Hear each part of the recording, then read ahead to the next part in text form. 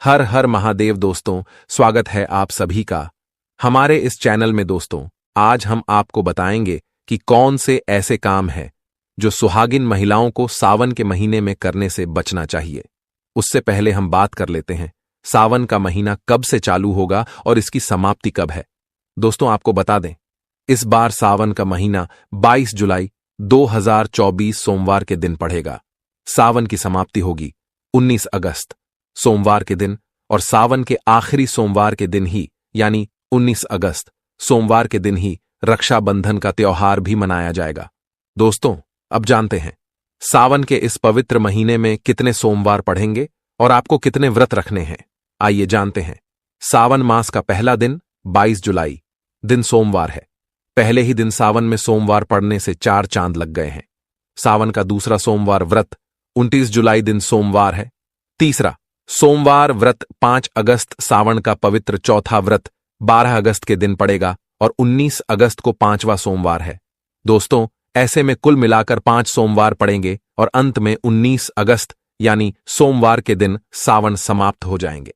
आज हम आपको बताएंगे कि कौन से ऐसे काम हैं जो सुहागिन महिलाओं को सावन के महीने में करने से बचना चाहिए। दोस्तों, सावन के महीने में दिन के समय नहीं सोना चाहिए। दोस्तों, सावन सोमवार के व्रत में सुहागिन महिलाओं को किसी भी प्रकार का तेल नहीं लगना चाहिए तथा जो भी सुहागिन महिलाएं व्रत रखती हैं या जो सुहागिन महिलाएं व्रत नहीं रखती हैं, उनको भी मांसाहार का भोजन नहीं करना चाहिए तथा किसी व्यक्ति का अपमान तथा अनादर नहीं करना चाहिए। हम बात करते हैं कि मासिक धर्म के दौरान क्या महिलाएं सावन में पूजा कर सकती हैं या नहीं कर सकती हैं। दोस्तों, कई महिलाओं का यह प्रश्न आता है कि मैं मासिक धर्म के दौरान शिव मंदिर में जा सकती हूं या नहीं जा सकती। वैसे तो दोस्तों, पीरियड्स के दिनों में महिलाओं को मंदिर जाने की मनाही होती है। हिंदू मान्यता के अनुसार इस दौरान महिलाएं अशुद्ध होती हैं।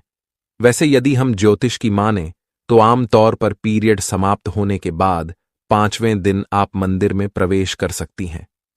शास्त्रों के अनुसार पीरियड समाप्त होने के बाद का 5वां दिन शुद्धिकरण के लिए सबसे अच्छा माना जाता है। इसलिए ही इसी दिन पूजा करने और मंदिर जाने की सलाह दी जाती है। अब बात करते हैं कि मासिक धर्म के दौरान सुहागिन महिलाएं बाल को धो सकती हैं या नहीं धो सकती।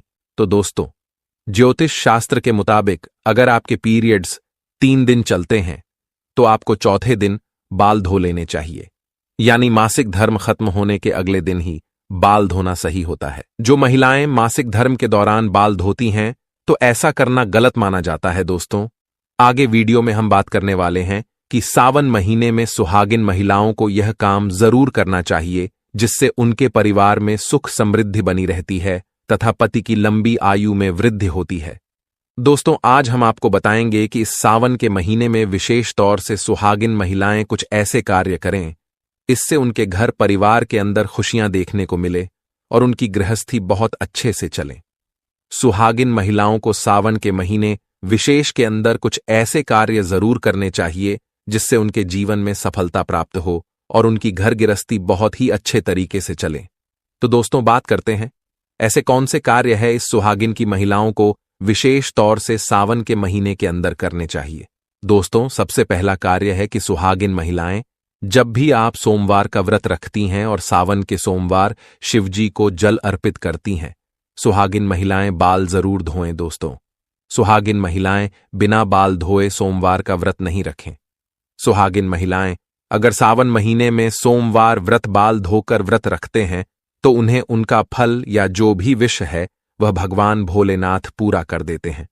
और दोस्तों, कहा जाता है कि पूरे सावन के महीने के अंदर भोलेनाथ सुबह के समय इस धरती पर माता गौरी के साथ भ्रमण करने के लिए निकलते हैं। तो सावन के महीने में दोस्तों, सुहागिन महिलाओं को विशेष तौर से यह ध्यान रखना चाहिए कि सुबह जल्दी उठकर ब्रह्म मुहूर्त में उठकर स्नान कर लें और घर की साफ सफाई का विशेष तौर से ध्यान रखें।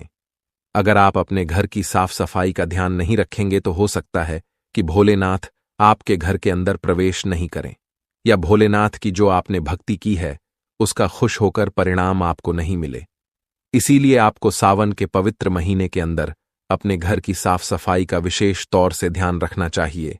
इसी के साथ दोस्तों, सुहागिन महिलाएं जो 16 सोमवार का व्रत रखती हैं, आपको यह जरूर ध्यान रखना चाहिए कि आपको इस सावन के महीने के पहले ही सोमवार या फिर किसी भी अंतिम सोमवार से ही आप इन्हें व्रत का पारण लें और व्रत करने का सौभाग्य लें, तो निश्चित तौर से आपके इस जीवन के अंदर सुख आने लगता है और आपके वैवाहिक जीवन बहुत ही अच्छा चलता है। कुछ कुंवारी कन्याएं भी 16 सोमवार का व्रत इसीलिए रखती हैं ताकि उनको एक योग्य और गुणी व्यक्ति, उनके जीवन साथी की प्राप्ति हो। तो सुहागिन महिलाओं को भी, कुंवारी लड़कियों को भी आपको यह व्रत व 16 सोमवार से करना चाहिए, जो कि सावन की शुरुआत से ही करना चाहिए, ताकि भगवान भोलेनाथ की भक्ति का आपको जीवन के अंदर मौका देखने को मिले। दोस्तों, इसी तरह अगली बात करें तो सुहागिन महिलाओं को सुहाग की वस्तु विशेष सावन के महीने के अंदर जरूर पहननी चाहिए। 116 श्रृंगार कीजिए और साथ साथ सुहागिन महिलाओं से निवेदन है, आज की फैशन के दौर के अंदर कोई महिलाएं मांग धारण नहीं करती हैं। अपने आप को इस सावन के 16 सोमवार के दिनों में मांग जरूर भरनी चाहिए। जो सुहागिन महिलाएं मंगला गौरी का व्रत रखती हैं, 16 सोमवार का व्रत रखती हैं, एकादशी का व्रत रखेंगी, सावन के महीने के अंदर पड़ने वाली, उनसे निवेदन है कि पूरी तरह से सुहागिन वस्तुओं का धारण करके उसके बाद आप व्रत करेंगे तो मंगला गौरी कि आपके जीवन भोलेनाथ तथा माता पार्वती कृपा देखने को मिलेगी और आप जैसा चाहेंगे वैसा आपका कार्य बन जाएगा। वह सुहागिन महिलाओं को इसका विशेष प्रभाव देखने को मिलता है। और सुहागिन महिलाओं से यह निवेदन और है कि इस सावन के महीने के अंदर अपने से बड़ों या अपने छोटे चाहे कोई भी हो, किसी का भी आपको अपमान नहीं करना चाहिए। अगर सावन के महीने के दौरान आप किसी का भी अपमान करते हैं तो आपको अपने जीवन के अंदर कभी भी खुशियां देखने को नहीं मिलती हैं। सावन के महीने में आप अपने पति का सम्मान करें और जितना हो सके लड़ाई झगड़े से आपको बचना चाहिए। सुहागिन महिलाएं अगर इन चीजों का ध्यान रखें, सावन का व्रत रखेंगी, तो उसके जीवन के अंदर दोस्तों खुशियां देखने को मिलेगी और उसे कभी भी किसी प्रकार के दुख का सामना नहीं करना पड़ेगा। सावन को शिवजी और मां पार्वती के विवाह वर्षगांठ के रूप में भी मनाया जाता है। बताया जाता है कि अगर विवाहित महिलाएं तो पूरी विधि के साथ इस दिन भगवान शिव की पूजा करें तो उनके पति की लंबी उम्र का वरदान होने मिलता है कि भगवान शिव की पूजा कुंवारी कन्याएं भी कर सकती हैं, लेकिन विवाहित महिलाएं भगवान शिव की पूजा करती हैं तो इसका फल वह पति के लिए भी पा सकती है। तो चलिए आपको बताते हैं कि किस तरह से आप भगवान शिव को प्रसन्न करके पति की लंबी उम्र का वरदान प्राप्त कर सकती हैं। और अगर कुंवारी कन्याएं हैं तो वह भी इसी तरीके से भगवान शिव को प्रसन्न कर मन वांछित फल पा सकती है। सबसे पहले तो जरूर जान लें कि आपको सावन के सोमवार का व्रत जरूर रखना चाहिए। दोस्तों, इस आपको जरूर आपका मनचाहा फल मिलेगा। महिलाएं अगर सावन में सोमवार के दिन व्रत रखें तो इससे महासचिव प्रसन्न होते हैं और कुंवारी कन्या व्रत रखती है तो उन्हें अच्छे वर की प्राप्ति होती है। इस व्रत के दौरान फलाहार रहे और उनके पसंद की चीजें जैसे बेलपत्र, चंदन, चावल, दूध भेंट कर पूजन करें। इसके अलावा सावन के दिन दूध अश्रुजल से भगवान शंकर का अभिषेक करने से भोलेनाथ प्रसन्न होकर आशीर्वाद देते हैं। दोस्तों, ओम नमः शिवाय 3 शब्दों का यह मंत्र इतना चमत्कारी है कि आपके जीवन को पलट कर रख सकता है। तो आपको कहना है, ओम नमः शिवाय का जप जरूर करना चाहिए। जब सुबह उठे तब करें, जब आप सोने जाएं उससे पहले इस मंत्र का जप करें। लेकिन सावन के महीने में तो इस मंत्र का अलग ही महत्व है। सावन में शिव जी की पूजा के समय ओम नमः शिवाय मंत्र का जप को जरूर करना चाहिए। इससे जीवन सुखमय बन सकता है। पति की लंबी आयु के लिए इस मंत्र का जाप 5 माला जप को पावन के सोमवार के दिन करना चाहिए। महादेव प्रसन्न होकर मनोकामनाएं जरूर पूरे करेंगे। दोस्तों, ऐसे में हम जानते हैं सावन के इस पवित्र महीने में कौन सी गलती नहीं करनी चाहिए जिससे कि शिव नाराज ना हो।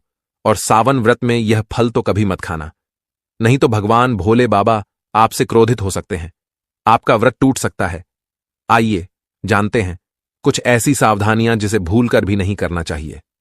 दोस्तों, नंबर 1, शास्त्रों में कहा गया है कि व्रतधारी को उधार मांगकर फल आदि नहीं खाने चाहिए। इससे पाप लगता है और व्रत अधूरा रह जाता है। सोमवार का व्रत हो या कोई भी व्रत क्यों ना हो, पड़ोसियों से मांगकर भी व्रत आदि में फल वगैरह नहीं खाने चाहिए। व्रत में उधार मांगकर खाने से व्यक्ति का व्रत झूठा हो जाता है। ईश्वर की शरण में आने पर व्यक्ति को झूठ नहीं बोलना चाहिए, कर्ज नहीं लेना चाहिए, चुगली आदि नहीं करनी चाहिए, उधार मांगकर भी नहीं खाना चाहिए।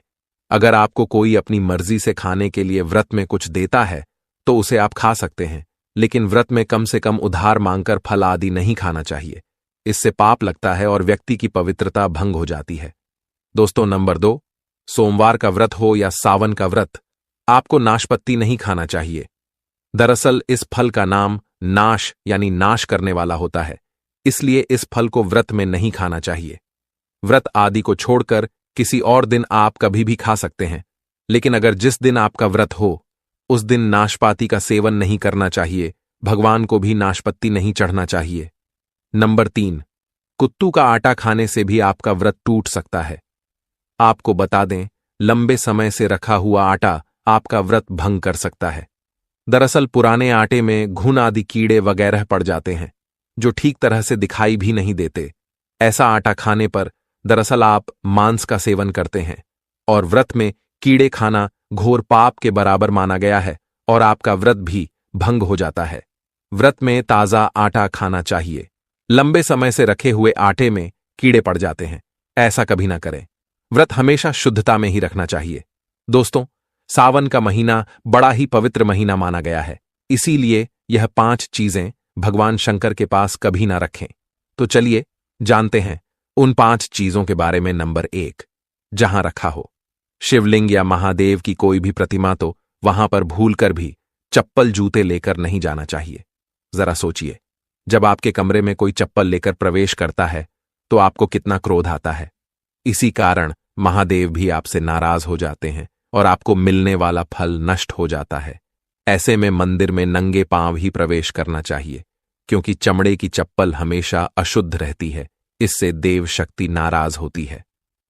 नंबर 2, अक्सर महिलाओं को मासिक धर्म आ जाता है और वो बिना किसी को बताए पूजा पाठ कर लेती है, जो कि शास्त्रों में वर्जित माना गया है। इस समय महिलाओं को जानकर भी अनजान नहीं बनना चाहिए। अगर आपको मासिक पीड़ा है तो घर के बने मंदिर में या बाहर बने मंदिर में कभी प्रवेश नहीं करना चाहिए। इससे देव शक्तियां नाराज होकर आपसे क्रोधित हो सकती हैं।